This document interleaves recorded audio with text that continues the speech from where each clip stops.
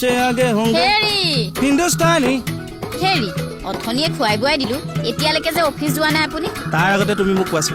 কালি ৰাতি তুমি হোৱাটছআপত কাৰ লগত কথা পাতি আছিলা লগৰ এজনী কি নাম মমি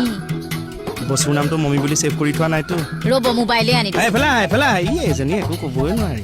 তাৰ মানে আপুনি মোক সন্দেহ কৰিছে নাই কৰাও মইনো পাতি তিৰোতাজনী সন্দেহ কৰিম নে ৰাইজখনে কয় যে তেতিয়া বেয়া লাগে মানুহে কোৱাটো মোক নালাগে নহয় আপুনি সন্দেহ কৰিছে নেকি সেইটো কওক আৰে মই সন্দেহ কৰিছো বুলি তুমি মোক সন্দেহ কৰিছা যে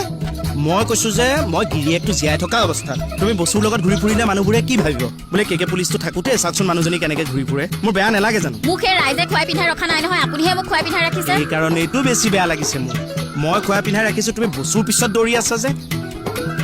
আৰু দালিত নিমখ কিয় কম হ'ল আজি বসুৰ কথা ভাবি আছিলো মইতো জানোৱে মোৰ কথা ভবাহেঁতেন নিমখৰ চোতত মই জিভাত দিব নোৱাৰিলোহেঁতেন